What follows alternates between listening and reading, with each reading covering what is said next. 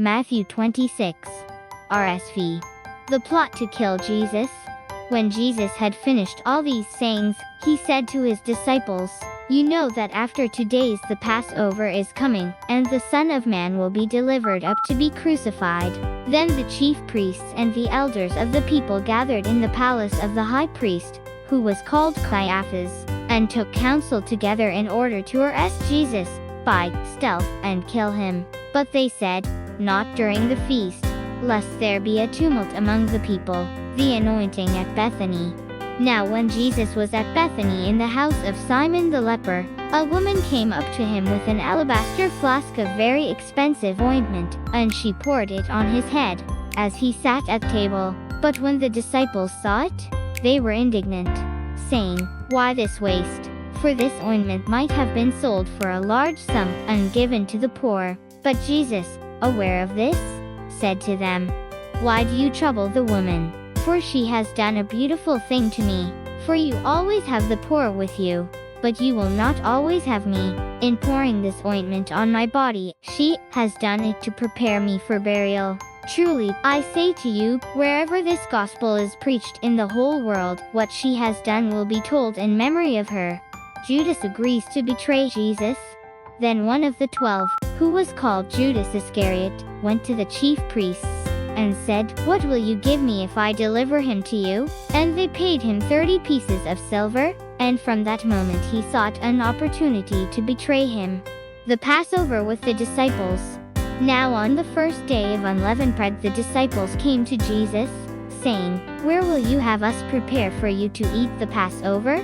He said, "Go into the city to a certain one, and say to him, 'The teacher says, my time is at hand. I will keep the Passover at your house with my disciples.'" And the disciples did as Jesus had directed them, and they prepared the Passover. When it was evening, he sat at table with the 12 disciples, and as they were eating, he said, "Truly, I say to you, one of you will betray me." And they were very sorrowful, and began to say to him one after another, "Is it I, Lord?" He answered, "He who has dipped his hand in the dish with me will betray me. The Son of Man goes as it is written of him. But woe to that man by whom the Son of Man is betrayed. It would have been better for that man if he had not been born." Judas, who betrayed him, said, "Is it I, Master?" He said to him, "You have said so." The institution of the Lord's Supper. Now as they were eating, Jesus took bread, and blessed, and broke it, and gave it to the disciples and said, "Take, eat, this is my body." And he took a cup, and when he had given thanks he gave it to them, saying, "Drink of it, all of you, for this is my blood of the covenant, which is poured out for many for the forgiveness of sins.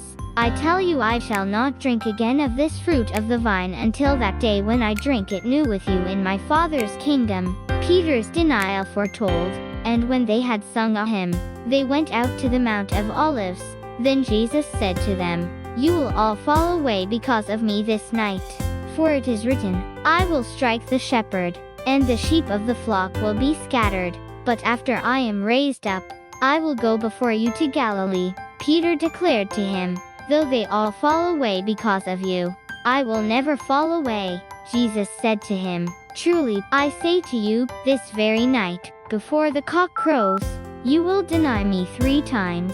Peter said to him, "Even if I must die with you, I will not deny you." And so said all the disciples. Jesus prays in Gethsemane.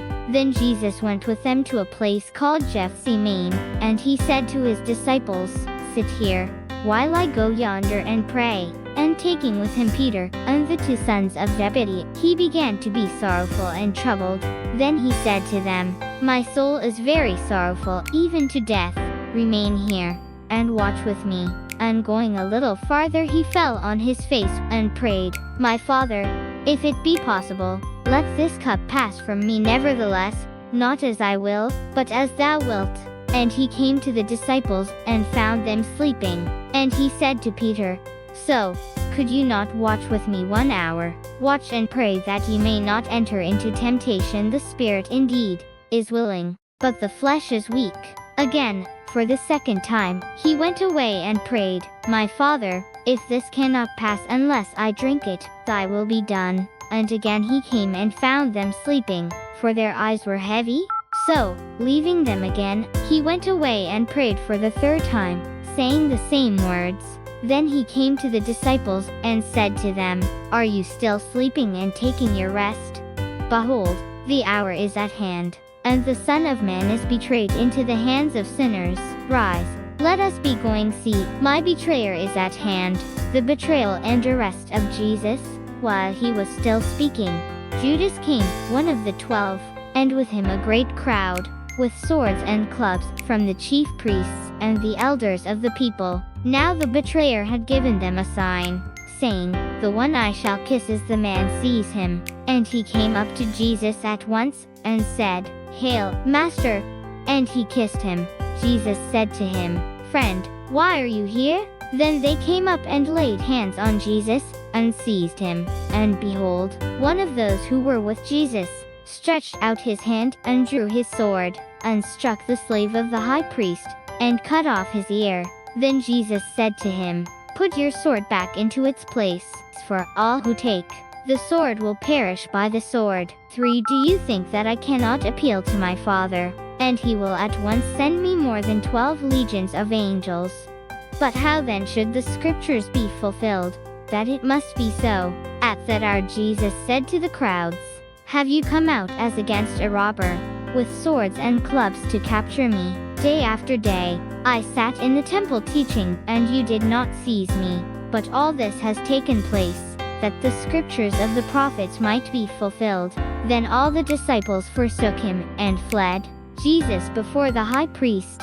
Then those who had seized Jesus led him to Caiaphas the high priest, where the scribes and the elders had gathered. But Peter followed him at a distance, as far as the courtyard of the high priest, and going inside, he sat with the guards to see the end. Now the chief priests and the whole council sought false testimony against Jesus, that they might put him to death. But they found none, though many false witnesses came forward. At last two came forward, and said, This fellow said, I am able to destroy the temple of God, and to build it in 3 days. And the high priest stood up and said, Have you no answer to make? What is it that these men testify against you? But Jesus was silent. And the high priest said to him, I adjure you by the living God, tell us if you are the Christ, the Son of God. Jesus said to him, You have said so. But I tell you, hereafter you will see the Son of Man, seated at the right hand of power, and coming on the clouds of heaven. Then the high priest tore his robes, and said, He has uttered blasphemy. Why do we still need witnesses? You have now heard his blasphemy. What is your judgment? They answered, He deserves death. Then they spat in his face, and struck him, and some slapped him, saying, Prophesy to us, you Christ. Who is it that struck you? Peter's denial of Jesus. And now Peter was sitting outside in the courtyard, and a maid came up to him, and said, You also were with Jesus the Galilean. But he denied it before them all, saying, I do not know what you mean. And when he went out to the porch, another maid saw him, and she said to the bystanders, This man was with Jesus of Nazareth. And again he denied it with an oath, I do not know the man. After a little while the bystanders came up, and said to Peter, Certainly you are also one of them, for your accent betrays you. Then he began to invoke a curse on himself, and to swear, I do not know the man. And immediately the cock crowed. And Peter remembered the saying of Jesus, Before the cock crows, you will deny me 3 times. And he went out and wept bitterly.